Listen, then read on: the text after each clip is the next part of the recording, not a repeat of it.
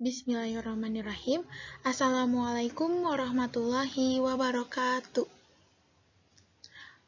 Alhamdulillahirrabbilalamin. Pada kesempatan kali ini kita dapat bertemu kembali ya anak-anak, khususnya dalam mata pelajaran Bahasa Indonesia. Pada kesempatan kali ini Ibu akan menyampaikan materi tentang teks laporan hasil observasi. Pasti kalian juga tidak asing ya mendengar kata-katanya, atau sebelumnya sudah pernah tahu mungkin ya pada zaman SMP. Yuk langsung saja ke materi yang pertama. Materi yang pertama mengenai tentang teks laporan hasil observasi. Nah, apa itu teks laporan hasil observasi? Teks laporan hasil observasi ialah jenis teks yang menjelaskan secara umum atau melaporkan hasil kegiatan yang kita amati. Nah, kalian juga udah tahu nih, teks laporan. Kata kuncinya itu laporan. Maka, melaporkan hasil kegiatan yang kita amati atau observasi nih. Pengamatan, adanya pengamatan, penelitian, itu disebut dengan observasi. Maka dari itu, teks laporan hasil observasi ini menjelaskan secara umum atau melaporkan hasil kegiatan atau hasil observasi. Ini adalah pengertian dari teks laporan hasil observasi. Selanjutnya, sebelum pengertian yang kita ketahui, ada juga struktur dari teks laporan hasil observasi. Nah, struktur teks laporan hasil observasi terbagi menjadi 3. Yang pertama itu ada pernyataan umum. Yang kedua ada deskripsi bagian. Yang ketiga ada deskripsi manfaat. Apa itu pernyataan umum? Bagian pendahuluan yang berisikan tentang penjelasan umum mengenai objek yang kita amati atau benda yang kita amati. Nah, pada pernyataan umum ini sudah pasti ya, kata kuncinya umum. Pastinya menjelaskan secara umum, baik di pendahuluan atau apapun itu, pastinya menjelaskan secara umum, secara keseluruhan, secara menyeluruh, secara global, menyeluruh. Nah, adapun struktur teks laporan yang kedua itu ada deskripsi bagian, yang artinya menjelaskan tentang penjelasan secara terperinci atau secara detail mengenai objek atau benda yang kita amati. Nah, seperti judulnya ya, deskripsi bagian, tentunya menjelaskan bagian-bagiannya, baik jenis-jenisnya, ciri-cirinya, macam-macamnya, itu termasuk ke dalam bagian-bagiannya. Yang ketiga, struktur teks laporan hasil observasi itu ada deskripsi manfaat. Tentu ya, dilihat dari katanya pun manfaat. Pasti berisikan tentang manfaat-manfaat dari objek yang kita amati atau benda yang kita amati. Nah, boleh kita lanjut ke contoh mungkin ya. Nah, kalian bisa lihat di contoh teks laporan hasil observasi yang berjudul wayang, ada di buku paket halaman 9, buku paketnya yang berwarna ungu ya, bukan yang warna hijau. Yuk kita analisis berdasarkan strukturnya. Struktur yang pertama ada pernyataan umum, yaitu menjelaskan secara umum ya, tadi sudah dibahas, menjelaskan secara umum, bagian pendahuluan yang menjelaskan secara umum tentang benda atau objek yang kita amati. Nah, terlihat di paragraf 1 dalam teks wayang, itu termasuk ke dalam struktur pernyataan umum. Wayang adalah seni pertunjukan yang telah ditetapkan sebagai warisan budaya Indonesia. UNESCO, lembaga yang mengurusi kebudayaan dari PBB, pada 7 November 2003 menetapkan wayang sebagai pertunjukan bayangan boneka tersohor berasal dari Indonesia. Wayang merupakan warisan mahakarya dunia yang tidak ternilai dalam seni bertutur. Nah, sudah jelas ya, dalam struktur pernyataan umum ini menjelaskan secara keseluruhan tentang pengertian wayang dan asal-usul wayang tersebut. Jadi itu termasuk ke dalam struktur pernyataan umum. Lanjut, yang kedua, struktur deskripsi bagian. Bagian-bagian tentunya menjelaskan tentang bagian-bagian wayang atau jenis-jenis wayang atau macam-macam wayang. Terbukti ada di paragraf kedua. Para wali songo, penyebar agama Islam di Jawa sudah membagi wayang menjadi 3. Wayang kulit di timur, wayang wong atau wayang orang di Jawa Tengah, dan wayang golek atau wayang boneka di Jawa Barat. Penjenisan tersebut disesuaikan dengan penggunaan bahan wayang. Wayang kulit dibuat, bla bla bla. Ada selanjutnya ya di paragraf 2. Tentu di paragraf 2 ini membuktikan bahwa ada bagian-bagian wayang atau jenis-jenis wayang yang sudah dibagi oleh para wali songo. Terbukti ya, paragraf 2 ini termasuk ke dalam deskripsi bagian. Yang selanjutnya ada struktur deskripsi manfaat. Tentunya tadi sudah dijelaskan ya, berisikan tentang manfaat-manfaat tentang benda yang kita amati. Nah, ada di paragraf 8 nih. Semua jenis wayang di atas merupakan wujud ekspresi kebudayaan yang dapat dimanfaatkan dalam berbagai kehidupan, antara lain sebagai media pendidikan, media informasi, dan media hiburan. Nah, sudah pasti ya, ada kata dimanfaatkan, artinya manfaat-manfaat wayang. Selain menjadi media pendidikan, media informasi, ada juga nih yang suka dengan wayang, baik dengan suka dengan wayang atau menjadikan wayang seni pagelaran, pertunjukan, atau hobi kesukaannya menjadi wayang. Nah, yang selanjutnya, selain struktur dari teks laporan hasil observasi, ada juga nih yang harus kita ketahui, yaitu tentang kaidah kebahasaan dari teks laporan hasil observasi. Nah ini nih, kaidah kebahasaan dari teks laporan hasil observasi itu ada 4. Yang pertama, kata nomina dan kata verba. Apa itu kata nomina? Kalian juga pasti udah tahu ya, kata nomina itu apa? Udah dengar juga mungkin apa itu nomina dan apa itu verba. Nah, di sini kata nomina itu kata benda, sedangkan verba itu kata kerja. Contoh kata nomina di sekitar lingkungan kalian atau pada saat kalian di kelas nih. Buat kalian nih yang nanti PTM, kalian bisa menyebutkan nama-nama benda yang ada di ruangan kelas kalian. Contohnya, meja, kursi, spidol, buku, papan tulis, proyektor, speaker, CCTV, jam, dan lain-lain. Sedangkan kata verba itu kata kerja. Jadi apapun yang sedang kita lakukan, sedang kita aktivitaskan, aktivitas kita yang kita lakukan itu disebut dengan kata kerja. Contohnya, di kelas kalian pasti memerhatikan guru. Setelah diperhatikan, kalian ditulis.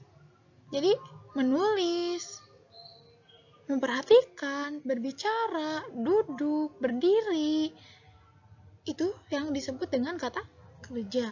Yang selanjutnya, yang kedua, dari kaidah kebahasaan teks laporan hasil observasi itu ada afiksasi atau kata berimbuhan. Ya, perlu kalian ketahui, jenis-jenis afiksasi itu ada 4. Ada prefix di awal kalimat, di awal kata. Yang kedua itu ada infix di tengah atau adanya sisipan. Yang ketiga itu namanya sufiks, akhiran. Yang keempat itu namanya konfiks, awal dan akhir. Nah, kalian juga bisa lihat ya contohnya. Di awal kata itu ada ber, per, ter, ke, meng, medi, dan lain-lain. Infix itu ada l, m, l. Sufiks itu ada an, kan, nya, i. Sedangkan konfik ada ke-an, per-an, pe-an, peng-an, dan lain-lain. Contohnya nih, kalian tadi sedang menulis.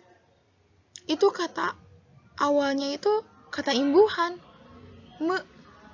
Sedangkan kata dasarnya itu tulis. Jadi me plus tulis sama dengan menulis. Kenapa bukan metulis? Karena apapun yang berhubungan atau yang menghadapi huruf KPTS itu akan luluh atau hilang. Jadi katanya berubah menjadi menulis. Tuh, itu yang dinamakan dengan afiksasi atau imbuhan. Yang selanjutnya, kaidah kebahasaan yang nomor ke-3. Adanya penggunaan kalimat definisi dan kalimat deskripsi. Apa itu kalimat definisi? Kalimat definisi adalah suatu kalimat yang memberikan penjelasan umum tentang sesuatu benda yang kita amati. Yang selanjutnya, ada kalimat deskripsi. Apa itu kalimat deskripsi? Kalimat deskripsi adalah kalimat yang menggambarkan sifat-sifat, ciri-ciri, atau jenis-jenis yang benda atau objek yang kita amati. Jadi bisa membedakan ya, apa itu kalimat definisi dan apa itu kalimat deskripsi. Kalau definisi itu berupa penjelasan umum, menjelaskan diri sendiri misalnya. Aku ini adalah seorang perempuan. Nah, itu disebut dengan kalimat definisi, menjelaskan secara umum. Sedangkan kalimat deskripsi itu menjelaskan bagian-bagiannya, jenis-jenisnya.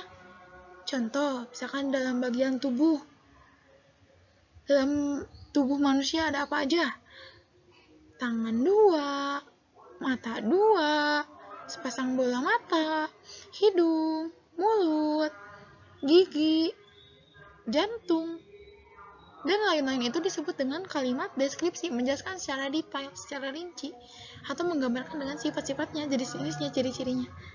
Itu yang disebut dengan kalimat definisi dan kalimat deskripsi. Yang selanjutnya, yang keempat, dari kaidah kebahasaan teks laporan hasil observasi itu ada kalimat simpleks dan kalimat kompleks. Apa itu kalimat simpleks? Kalimat simpleks adalah kalimat yang terdiri atas satu pola struktur kalimat. Jadi hanya satu pola nih struktur kalimatnya. Dan biasanya kalimat itu ditandai dengan tanda titik. Itu yang disebut dengan kalimat. Akhirnya itu ditandai dengan titik. Sedangkan kalimat simpleks itu pola struktur kalimat. Dan apa itu kalimat kompleks?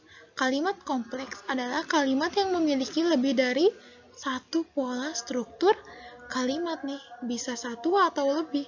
Itu disebut dengan kalimat kompleks. Contohnya nih, contoh kalimat simpleks. Abim sedang menulis pelajaran bahasa Indonesia. Titik. Itu disebut dengan kalimat. Kenapa kalimat simpleks? Karena mengandung satu pola struktur kalimat. Abim sedang menulis pelajaran bahasa Indonesia. Itu yang dimaksud dengan kalimat simpleks. Nah, sampai sini ada yang belum dimengerti? Ya mungkin lanjut ya. Yang kedua, contoh kalimat kompleks. Abim sedang menulis pelajaran bahasa Indonesia, sedangkan Bagas sedang membaca buku biologi. Mengapa ini disebut dengan kalimat kompleks? Apa ada perbedaan kalimat simpleks dan kalimat kompleks? Tentu. Di sini kalimat kompleks terdiri dari dua kalimat. Kalimat yang pertama itu Abim sedang menulis pelajaran bahasa Indonesia, dan kalimat yang kedua itu ada Bagas sedang membaca buku biologi. Nah, ini disebut dengan kalimat kompleks. Selain itu juga ada kata penghubung nih yang menghubungkan antara kalimat yang satu dengan kalimat yang lainnya. Apa itu? Kata apa itu? Kata penghubung yang menghubungkan kalimat yang satu dengan kalimat yang lainnya. Coba kalian analisis deh sendiri.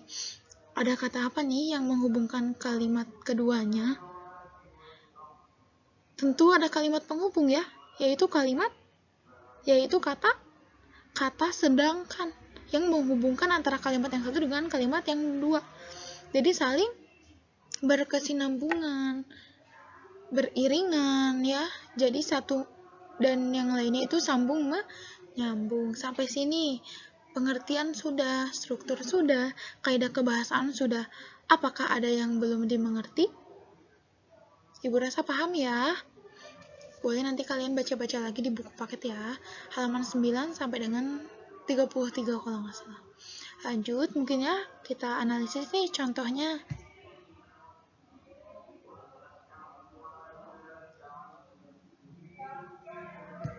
Kita analisis contohnya. Nah, kembali lagi nih ke contoh yang wayang yang tadi ada di halaman 9 ya. Kita analisis nih berdasarkan kaidah kebahasaannya. Yang pertama itu ada kata nomina dan kata verba, yaitu kata benda dan kata kerja. Nah, kata benda bisa kalian cari ya di bacaannya, yaitu yang termasuk ke dalam kata nomina itu ada wayang, boneka, kayu, kulit, plastik. Itu termasuk ke dalam nama-nama benda. Yang selanjutnya ada kata verba, diperankan, ditampilkan, mengurusi, dan menetapkan. Itu juga termasuk ke dalam kata verba atau kata kerja. Jadi apapun yang sedang kita lakukan, yang sedang kita kerjai, aktivitas yang sedang kita lakukan gitu ya, saat ini itu termasuk ke dalam kata kerja. Yang selanjutnya, nomor kedua dari kaidah kebahasaan teks laporan hasil observasi itu ada afiksasi atau kata berimbuhan. Contohnya, disebut, awal kata dasarnya itu sebut, lalu memakai imbuhan di, memakai imbuhan pada awal kata di. Yang selanjutnya ada menakutkan, awal katanya itu takut, memakai imbuhan me, awal katanya. Lalu di tengahnya itu atau sisipannya itu menggunakan kata n, dan di akhir katanya memakai imbuhan kan. Jadi menakutkan itu memakai imbuhan me dan kan. Itu contohnya ya, boleh kalian lihat. Contohnya 1-10, tapi Ibu menjelaskan 1-2 saja ya. Yang selanjutnya kalian bisa lihat sendiri dan pahami sendiri ya. Iya, lanjut. Nah, ini nih yang ketiga dari kaidah kebahasaan teks laporan hasil observasi, contohnya kalimat definisi dan kalimat deskripsi. Tentunya yang termasuk ke kalimat definisi pada contoh teks wayang, yaitu A. Wayang adalah seni pertunjukan yang telah ditetapkan sebagai warisan budaya Indonesia. Kenapa ini termasuk ke dalam kalimat definisi? Karena di sini kan berisikan tentang penjelasan dari wayang secara umum. Karena definisi itu menjelaskan secara umum. Tentunya di sini menjelaskan tentang secara umum tentang wayang. Nah, yang selanjutnya bisa kalian baca dan pahami juga ya. Contoh-contoh yang lainnya ada A sampai D. Nah, yang selanjutnya ada kalimat definisi. Kalimat deskripsi. Mohon maaf ya, salah. Harus kalimat deskripsi. Mana sih contoh kalimat deskripsi pada teks wayang? Ini nih, A. Wayang ini terbuat dari kulit kerbau yang ditatah dan diberi warna sesuai dengan kaidah pulasan wayang pendalagan, diberi tangkai dari bahan tanduk kerbau bule yang diolah sedemikian rupa dengan nama cempurit yang terdiri atas tuding dan gapit. Nah, pada kalimat deskripsi ini tentu ya menjelaskan tentang terbuatnya wayang dari kulit apa nih, atau cara membuat wayang. Dijelaskan kan? Itu termasuk ke dalam kalimat deskripsi, menjelaskan secara detail, secara rinci tentang wayang, secara lebih menyeludupnya lagi nih, lebih ke dalamnya lagi nih, lebih ke intinya lagi nih. Itu yang membedakan kalimat definisi dengan kalimat deskripsi. Yang selanjutnya,